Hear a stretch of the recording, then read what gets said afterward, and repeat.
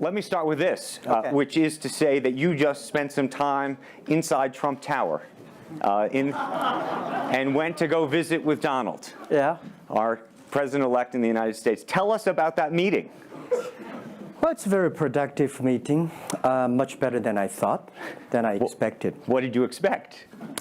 Well, I heard a lot, and I watched like everybody. I watched all the news and heard a lot about him. So when I go inside, I saw, anything that. But he's very sort of open-minded. Listen what I talk. So I think I'm very happy about results. And finally, when he said he said, Jack, let me walk you down. So it seems he's very happy about the results we had. Can I ask, how does a meeting like that happen? Do you call him? Does he call you? Well, how does this take place? Well, that's the question I'm asking myself. Because someday I got some requests from people say, Jack, do you want meeting the president-elect? I say, is that true or not? Because I'm not ready for that. Because I don't know what to talk about. And then a few days later, I got another request. I got several requests, and then I saw one email with a friend, and it's very sort of specific. I thought about it. I think, yes, maybe I should go and have a talk. And at least I think President-elect Donald Trump would be happy to hear what I want to talk about. So I went. And what did you tell him? Talk about the small business, talk about agriculture products, talk about the trade between China and the USA. We especially focus on telling about how can we bring the small business in America, sell them to China, to Asia, through our network, which can create a lot of jobs for them. And you committed to create what you say is going to be 1 million jobs in the United States over the next 5 years. Yeah. Now, that's not a million jobs that Alibaba itself, but you're not hiring 1 million people. No, we totally, Alibaba employee put together is like 45,000 people. We cannot hire 1 million. I cannot imagine I can manage 1 million people. Explain to us how you think about the U.S.-China relationship, given some of the comments that Donald Trump has made about China being a currency manipulator. Did that come up during your meeting? Well, I think first, in America, there's a freedom of speech, right? So he can say whatever he wants, and I respect, I understand. But of course, I have my views. We did not debate about the China-U.S. trade or manipulation. We did not debate. We did not talk. We agreed on something. Small business, developing the Midwest America, helping the farmers there, small business there, exporting to China. So we all agreed. But something that we did not discuss about the American the job losing to China, Mexico, and this. Can I share with you my ideas? Please. Yeah. First, I think 30 years ago, when I just graduated from universities, I heard America had a wonderful strategy. They outsource the manufacturing job, service jobs. They outsource the manufacturer to Mexico and China, outsource the service job to India. There's a book called The World is Flat. Tom Friedman, colleague at the New York Times. And I think it's a perfect strategy. You know, that the Americans said, we just want to control the IP, we just want technology, we just want the brand, and leave the lower-end jobs for the world. Great strategy. And second is that the American international companies made millions and millions of dollars from globalization. The top 100 companies in America. Amazing. I remember when I graduated from university, I tried to buy a beeper, the Motorola beeper. Cost me $250. My pay at that time was $10 a month as a teacher. And the cost of making that beeper is only $8 for a chip. Right. So past 30 years, IBM, Cisco, Microsoft, they made tons of money. The profit they made are much more than the 4 largest banks in China put together, the China Mobile Phone, China Unicom, and whatever you name it, put together. Still, these multinational companies made more money than. So their market cap grew more than 100 times in the past 30 years. But where did the money go? This is what I'm curious, because as a business people, I always care about the balance sheet. Where the money coming, where the money go? Past the 30 years, the American had 13 wars, spending $14.2 trillion. The money going there. What if they spend a part of that money on building up the infrastructure, helping the white collars and the blue collars? No matter how strategy good it is, you're supposed to spend money on your own people, right? Not everybody can pass Harvard. Like me, they're not good at education, right? We should spend money on those people who are not good at schooling. And the other money, which I'm curious about, is that when I was young, I heard America is about Ford and Boeing, those big manufacturing companies. Last 10, 20 years, I heard about is Silicon Valley and Wall Street. The money go to the Wall Street. And what happened? Year 2008. The financial crisis wiped out $19.2 trillion USA alone. They wiped out all the white collars and destroyed 34 million jobs globally. So what if the money is not Wall Street? What if the money spent on the Middle East, Middle West of the United States, developing the industry there? That could be changed a lot. So it's not the other countries steal jobs from you guys. It is your strategy. Okay, but you do not distribute the money and things in a proper way. This is what I. And now we are having a backlash. And that backlash is a rebuke of globalization. And so much of the conversation, frankly, that we have here, and that backlash is happening in the United States. But I will say President Xi was here yesterday. You had lunch with him. And he was quoting Abraham Lincoln. What did you make of that? Well, I would say that globalization is a great stuff. It's the USA, it's developed countries to teach us how to do globalization. I remember 2002 or 2001, before China joined the WTO, everybody in China was worried. Me, I was worried. Because what if all the international products come to China, destroy our industry, and we have lose a job?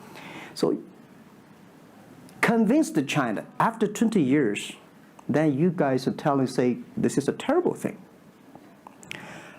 I believe globalization is good, but globalization needs to be improved.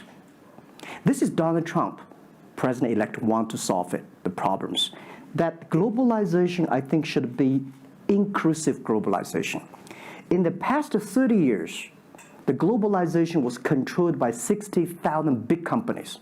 100 years ago, globalization was controlled by several kings and emperors. What if next 30 years we can support 6 million business doing business across the board? What if in next 30 years we can help support 20 million small business can do business across the board? So this is something which I believe globalization should be inclusive. And do you think that the words of President Xi will happen in reality, which is to say that China has largely acted on its own behalf for many, many years, and now is effectively saying that the U.S. needs to continue acting on everybody else's behalf? Yeah, I think, the world needs some, such a, Mr. Xi yesterday said, it's a wonderful time, it's a best time, or the worst time. The world needs a new leadership, but the new leadership is about working together. This is what I understand. We do not necessarily need one specific leader to teach us what to do, what not to do. But the world have to partner together. This is what I think. And I think as a Chinese, as a business people, I feel proud for what President Xi said yesterday. As a business person, I want the world to share the prosperity together, to join the force together. As a Chinese, I'm happy about what he committed. Yesterday he said, he speaks like us, takes the responsibility of the second largest economy. As the China's second largest economy, he has to take some responsibility. This is the first time I heard a Chinese leader make number commitment. He said, next 10 years, we are going to import $8 trillion US. This make me feel excited because China is transforming from exporting to importing. If there's a concrete number, if we can fulfill it, this is going to be huge change to the China and to the world. But don't you think that it's easier today for China to be interested in globalization because of the benefits that can accrue to China because you're continuing to develop than it is for countries that are, quote unquote, developed? Well, first, the WTO rule is not designed by China. It's not made by China. I would say there's something that I want to change. The WTO is designed, a lot of rules designed for big companies in the past 30 years, and only big companies can do it. And China definitely benefit a lot from opening. I think China should learn one thing, that we grow in the past 30 years. It's because we open to the world. If we continue to open to the world, not fully. Okay. An American business that wants to effectively go into business in China has a very difficult time, has to partner effectively with a company that's there already. This is why I said China has problems too. The world has problems. And China definitely has a lot of problems. China should open, should be more confidence. This is what I feel yesterday. I feel the confidence of Mr. Xi that he is ready to open more to the world. This is what I suggest, that we should solve the problem by business community, right, by negotiation. WTO, China joined WTO for like 20 years or 70 years. I don't know the number. But the past 2 years, that I think we as a business, we as a country, we as the world, we have to review something. Right. But not because unbalanced things, we stop it. You've been calling for something called EWTP. Yeah. What is that? This is what I would talk about, is that the WTO was great, but they mainly designed for developed countries, big companies. There's no opportunity for small business. We want to build up an electronic world trade platform to support young people, small business, thanks through mobile phones, internet, they can sell and buy across the board. And the other thing is that WTO is a very interesting organization. When you put the Doha round, when you put 200 government officers in one room, ask them to agree on something, it's impossible. I can never imagine that they can agree on something together. Business should be designed by business people. So we believe EWTP should be something that the business people sit down together, agree on something, negotiate on something, and get endorsement from the government. I want to talk a little bit about Alibaba and the model itself, because I think for many in the West, if you will, they don't necessarily understand it. And to the extent that the extent that I could try to compare it to Amazon, which I know you think is an unfair comparison, one of the things that's so fascinating to me is that Amazon and Jeff Bezos have pursued what might be described as a very asset-heavy business model. They're buying airplanes. They want to own the entire supply chain from beginning to end. And Alibaba has effectively an asset-light business. It is very much, in terms of the retail piece of this, the opposite. You don't want to own the warehouses. You don't want to own the logistics companies. How do you think about that? Is Jeff Bezos right, or are you right? And is there going to be a meeting in the middle? I hope both are right. And because the world can never have one model. If the world has only one correct model, the world is too boring. Right? We need to have all kinds of models. And the people who do the model should believe in the model. And I believe what I do. Right? The difference between Amazon and us. Amazon is more like an empire. Everything they should control themselves, buy and sell. And our philosophy is that we want to be an ecosystem. Our philosophy is to empower others to sell, empower others to service, making sure the other people are more powerful than us, making sure with our technology, our innovation, our partners, our 10 million small business sellers, they can compete with Microsoft, IBM. Our philosophy is that we think using internet technology, we can make every company become Amazon. Remember one thing. Today, for our sales, our GMV last year is more than 550 billion US dollars. To hire people deliver for us, we need 5 million people. So how can we hire 5 million people deliver things for us to deliver the things we sold?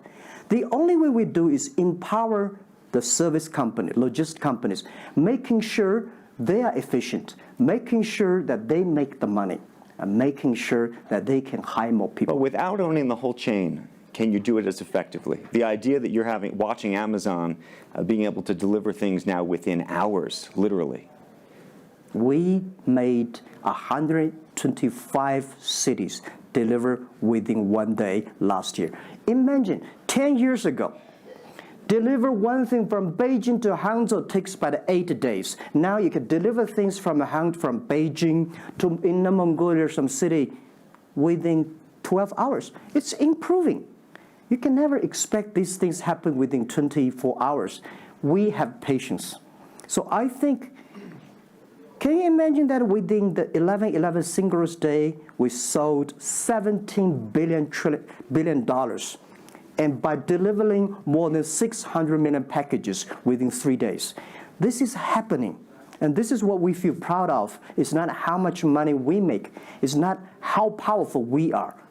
We think because of the technology, we can make the technology very inclusive, that every small companies can use it. This is my dream.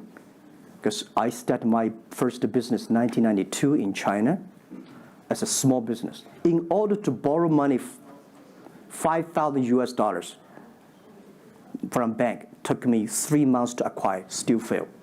So difficult to be a small business. Today, with the technology, we can empower them. This is something I want to do.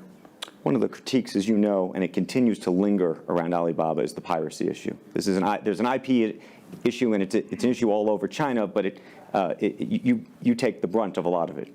Yeah. How much progress have you made in your mind, and how do you think about some of the regulatory bodies in other countries, including the US, that continue to criticize Alibaba for these issues? First, when we start do this business, as a business like this size, you have to take all the criticism. You have to listen what is right, what is wrong. And second, as an e-commerce, when you put 10 million small business, empower them to sell. We do not like Amazon buy. We cannot check. Even when you buy $55 trillion or $550 billion, you cannot check every product. So the model itself and the e-commerce itself may have a lot of these flaws. And third, I would say in the past 17 years, we are the leader of this anti-privacy issues, the IP, protect the IP. But the second, we are internet companies. We do not have the law enforcement.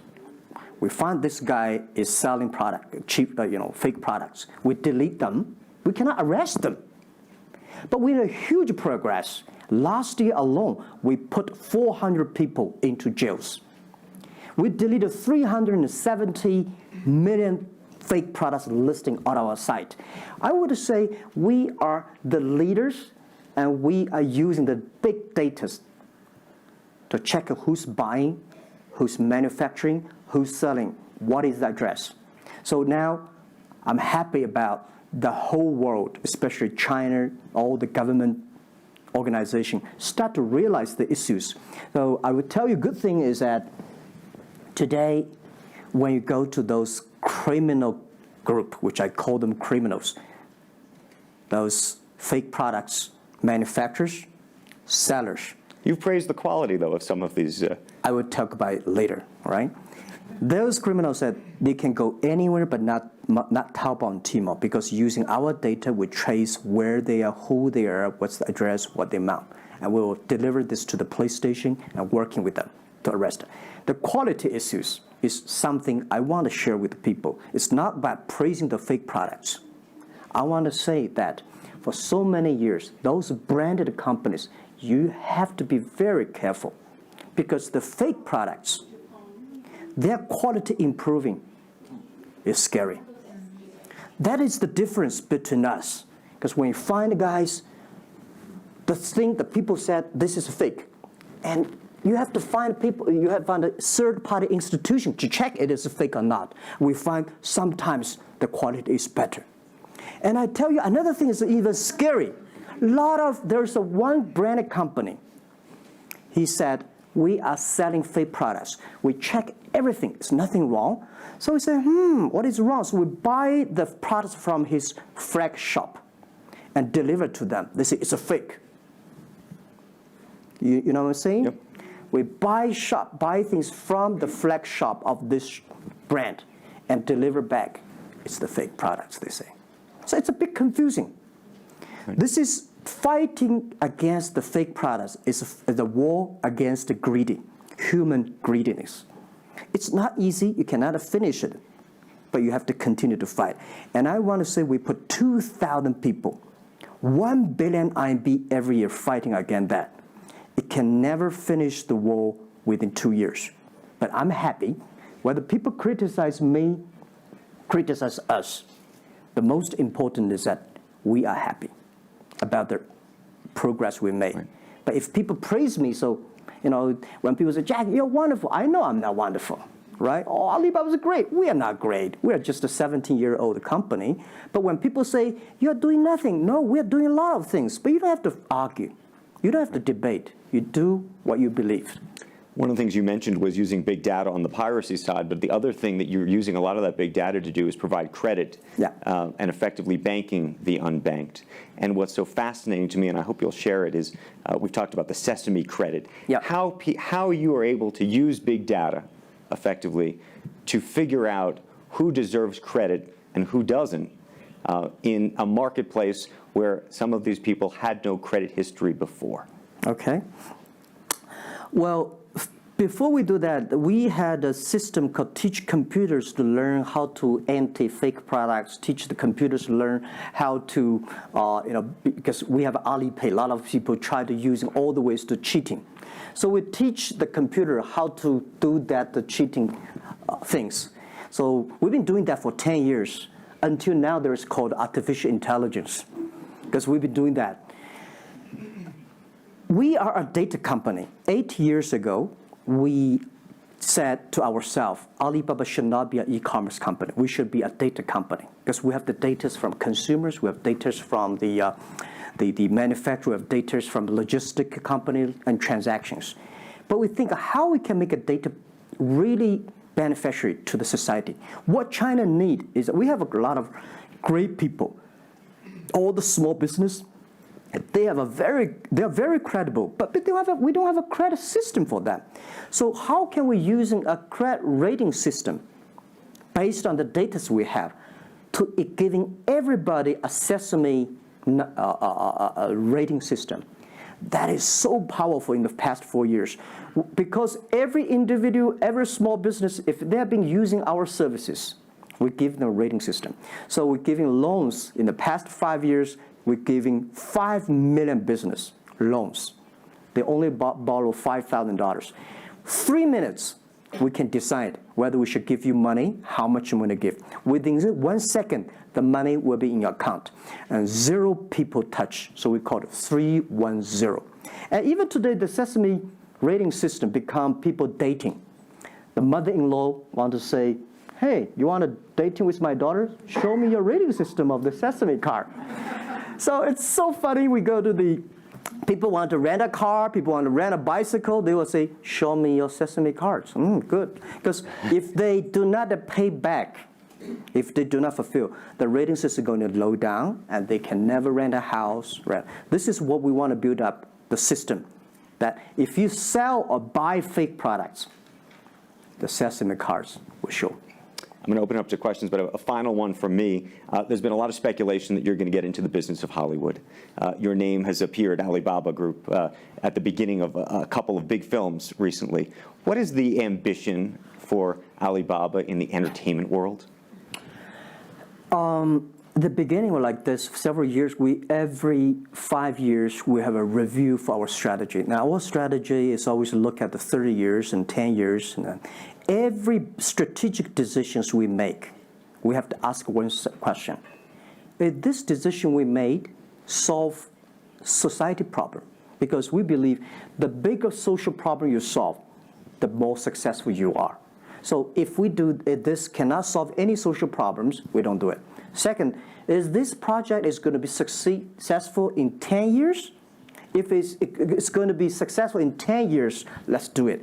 If it's going to be successful in 1 year or 1 month, now more I would say, forget about it.